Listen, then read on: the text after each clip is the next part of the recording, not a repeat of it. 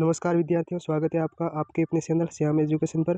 विद्यार्थियों, हम आज हल करेंगे आपकी कक्षा 8 का सामाजिक विज्ञान का जो पेपर है। आपकी अर्धवार्षिक परीक्षा होगी दिसंबर में, उनके लिए बहुत ज़्यादा इंपॉर्टेंट होगा, क्योंकि जो क्वेश्चन है विद्यार्थियों वो इन्हीं में से आने की पूरी संभावना रहेगी। तो पिछली बार हमने जो क्वेश्चन पेपर हल करवाए थे गत साल, तो उनमें से 90% क्वेश्चन है विद्यार्थियों वो उनमें से ही पूछे गए थे। ओके, तो इस बार पूरी संभावना रहेगी और बहुत ज़्यादा अच्छा स्कोर होगा अगर आप इस वीडियो को इस पेपर को आप पढ़ के जाते हो। देखो, हर सब्जेक्ट के मैं 2 से 3 पेपर आपको हल करवा दूंगा। अगर आप सारे सब्जेक्ट ये सभी देख लेते हो तो आपका लगभग 95% जो सिलेबस है वो कवर हो जाएगा और आपका बेहतर स्कोर हो जाएगा। ओके, तो आपसे उम्मीद करूंगा कि वीडियो को आप अंत तक देखिएगा, तभी ये समझ में आएगा, तभी आपको ये पेपर याद हो जाएगा। ओके, और चैनल पर नए तो चैनल को जरूर सब्सक्राइब करना है, ताकि सारे सब्जेक्ट के पेपर है वो एग्जाम से पहले टाइम पर आपको प्राप्त हो सके।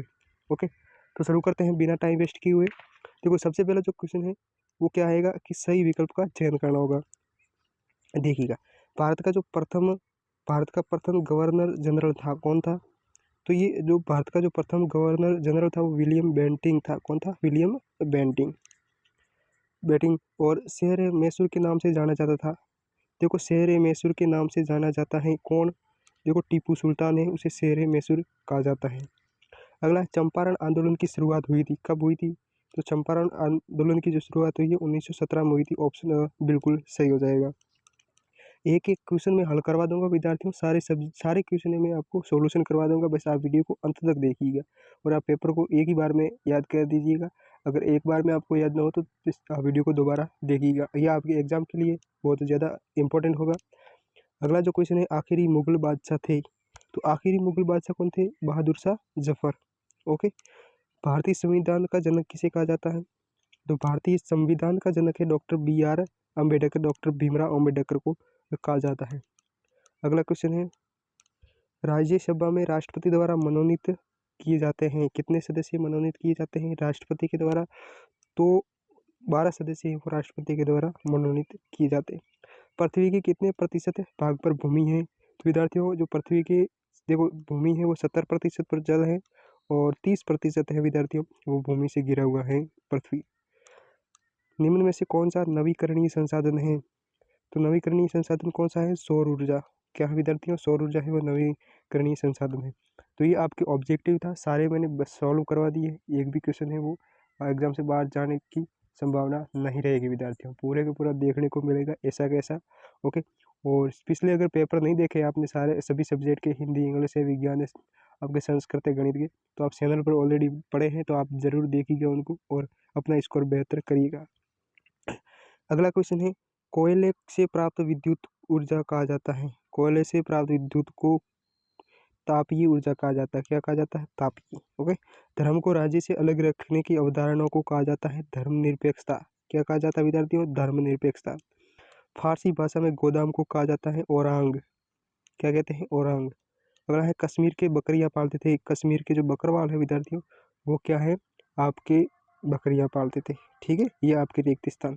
और एक आपकी सुविधा के लिए विद्यार्थियों मैंने इनके अंदर प्रश्न के अंदर आपके जो क्वेश्चन है आंसर, उसके आंसर भी ऐड कर दी, ताकि आपको एक ही बार में याद हो जाए, दोबारा इस वीडियो को आपको देखना ना पड़े। इसलिए विद्यार्थियों, आपके लिए मैंने आपकी सुविधा के लिए आंसर भी ऐड कर दिए हैं, ताकि आपको जल्दी याद हो जाए। ओके, देखिए, सबसे पहला जो क्वेश्चन है, वाणिज्यिक से क्या आशय है? वाणिज्यिक यानी व्यापारिक। देखिएगा, देखो, किसी उत्पादन या व्यवसाय का वह भाग कि जो उत्पादित वस्तुओं या सेवाओं को उनके उत्पादकों एवं उपभोक्ताओं के बीच विनिमय से संबंधित रखता हो, उसे वाणिज्यिक कहते हैं। ठीक है, तो ये आपके लिए। अगला है, माहलवाड़ी व्यवस्था की शुरुआत किसने की थी? माहलवाड़ी। देखो विद्यार्थी, माहलवाड़ी की शुरुआत की थी आपके 1822 में। किसने? हॉल्ट मैकेंजी ने की थी। किसने की थी विद्यार्थी? हॉल्ट मैकेंजी ने 1822 ईस्वी में की थी। अगला है, बिरसा आंदोलन का मुख्य उद्देश्य क्या था? बिरसा आंदोलन का उद्देश्य क्या था? देखिए, बिरसा आंदोलन का जो मुख्य उद्देश्य है विद्यार्थियों वो देखिएगा आपके, बिरसा आंदोलन एक राजनीतिक उद्देश्य था, क्योंकि ये मिशनरियों, साहूकारों, हिंदू जमींदारों और सरकारों को बाहर निकालना चाहता था और बिरसा के नेतृत्व में मुंडा राज की स्थापना करना चाहता था। तो इसका यही उद्देश्य था विद्यार्थियों बिरसा आंदोलन का। ये आपको एग्जाम में लिखोगे ऐसा कैसा तो बहुत पूरे में से पूरे आपको नंबर मिल जाएंगे। नेक्स्ट है, सिपाहियों को नई कारतूस पर ऐतराज क्यों था? तो सिपाहियों को नई कारतूस पर ऐतराज क्यों था, देखिएगा। देखो, बंदूक में कारतूस लगाने के लिए ऊपर लगी एक पट्टी को दांत से काटना पड़ता था। ऐसी खबर थी कि उस पट्टी को बनाने में गाय और सूअर की चर्बी का इस्तेमाल किया गया। ऐसी चीज़ों के उपयोग से हिंदू और मुसलमान सिपाहियों की धार्मिक भावनाओं ठेस पहुंची थी, अतः उन्हें कारतूसों पर ऐतराज था। तो ये आपको लिखना है कि जो सिपाही थे उनको नई कारतूस से ऐतराज क्यों था। ओके। अगला, अंग्रेजों का शिक्षा अधिनियम कब लागू हुआ था विद्यार्थियों? तो अंग्रेजों का जो शिक्षा अधिनियम है वो 1835 में लागू हुआ था। कब हुआ था? 1835। याद कर लीजिएगा। ये देखो विद्यार्थियों, एक बार और कहना चाहता हूँ, अगर चैनल पर नए हो तो चैनल को आप जरूर सब्सक्राइब करिएगा। हम आपके लिए इतना कर सकते हैं तो आपका भी कुछ फर्ज बनता है विद्यार्थियों। देखिएगा, आपका जो एग्ज़ाम है उनमें आपको अच्छा स्कोर प्राप्त हो, ये हम पूरी उम्मीद करते हैं कि आपको अच्छे से अच्छा कंटेंट उपलब्ध करवाए ताकि आपका बेहतर स्कोर बने। तो हम पूरी कोशिश करेंगे विद्यार्थियों। बस आपसे रिक्वेस्ट है कि वीडियो को अंत तक देखिएगा और चैनल को ज़रूर सब्सक्राइब करिएगा। अगला क्वेश्चन है कि संविधान किसे कहते हैं? संविधान किसे कहते हैं? देखिए, कुछ बुनियादी नियम हैं जिनका पालन नागरिकों को और सरकार दोनों को करना होता है। ऐसे सभी नियमों का सम्मिलित रूप होता है, वो संविधान कहलाता है। मतलब संविधान ऐसा नियमों का सम्मिलित रूप है जिसे नागरिक और सरकार दोनों इसका पालन करते हैं। ठीक है। अगला है धर्मनिरपेक्षता क्या है? तो ये पहले भी खाली जगह में आ चुका है कि धर्म को राज्य से अलग रखने की अवधारणा धर्मनिरपेक्षता कहलाती है। जलियांवाला बाग हत्याकांड कब हुआ था? तो ये जलियांवाला जो बाग है विद्यार्थियों, 13 अप्रैल हुआ था। 13 अप्रैल 1919 को हुआ था। कब हुआ था? 13 अप्रैल 1919 को जलियांवाला बाग हत्याकांड हुआ था। उसके बाद है, प्राकृतिक संसाधनों से आप क्या समझते हैं? तो ये बहुत सरल विद्यार्थी क्वेश्चन है। प्राकृतिक संसाधन मतलब कि प्रकृति से प्राप्त होने वाले संसाधन जिसे बनाया नहीं जा सकता, यानी कृत्रिम रूप से नहीं बना सकते, मतलब प्रकृति से प्राप्त होते हैं संसाधन। ओके। उसके बाद निजी भूमि और सामुदायिक भूमि में क्या अंतर है? देखिए विद्यार्थियों, ये जो पेपर है आपके पूरा का पूरा सिलेबस, न्यू सिलेबस जो 2023-24 का सिलेबस था उसके अकॉर्डिंग ही पेपर है।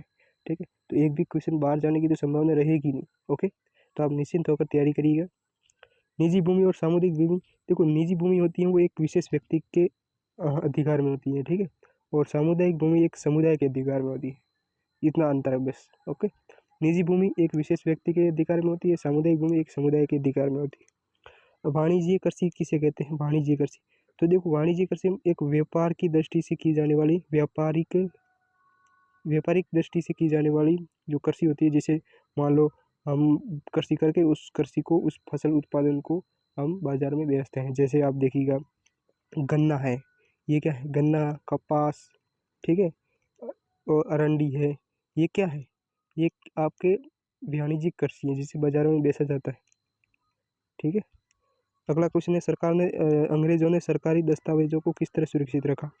देखो, अंग्रेजों ने सरकारी दस्तावेजों को सुरक्षित रखने के लिए सभी शासकीय संस्थानों में अभिलेख कक्ष बनाए। क्या बनाए? अभिलेख कक्ष। अगला क्वेश्चन है, रैयत नील की खेती से क्यों कतरा रहे थे? जो रैयत थे वो नील की खेती से क्यों कतरा रहे थे?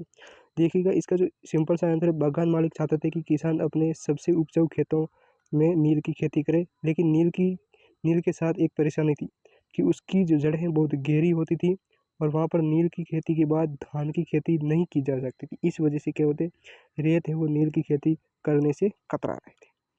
ओके। वन उत्पादों की आपूर्ति कम होने पर जनजाति लोग क्या करते थे? मान लो जनजातियों का मुख्य जो व्यवसाय था वो वनों से ही उनको जो रोजगार मिलता था। लेकिन अगर वन ही नहीं होंगे तो वो क्या करेंगे? तो अगर वन नहीं होंगे तो वो क्या करेंगे? बोझा ढोने का काम करते थे या फिर सड़क निर्माण कार्य में मजदूरों के रूप में काम कर लेते थे। मतलब विद्यार्थियों कि जब वन नहीं होंगे, वनों से जो उत्पादों की आपूर्ति कम हो जाती है, तब ये मजदूरी का कार्य करते थे। ओके। अगला क्वेश्चन, लोकतांत्रिक समाज में संविधान की भूमिका को संक्षेप में बताइए। ये इंपॉर्टेंट क्वेश्चन है, बड़े बड़े क्वेश्चन है विद्यार्थियों। तो ये आपको क्या करना है? नोट कर लेना अपनी नोटबुक में, फिर अपनी पासबुक से याद कर लीजिएगा। ओके। संसद का गठन किस प्रकार होता है? ये सब नोट कर लीजिएगा। उसके बाद नवीकरणीय और अनवीकरणीय संसाधनों में अंतर स्पष्ट कीजिए। सब आपको क्या करना है? नोट कर लेना है। जो मैं क्वेश्चन बता रहा हूँ वो क्वेश्चन आएंगे आपके। भूमि को महत्वपूर्ण संसाधन क्यों माना जाता है? ये भी आपको नोट कर लेना है। ओके। तो ये तो सामाजिक विज्ञान का जो पेपर था कक्षा 8 का। बाकी सब्जेक्ट के पेपर भी मैंने डाल दी हो ऑलरेडी, सभी देखिएगा, हमारे यूट्यूब चैनल पर पड़े हैं।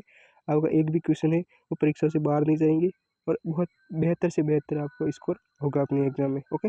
तो मिलते हैं अगले वीडियो में, अब तब तक आप बने रहिए हमारे चैनल पर।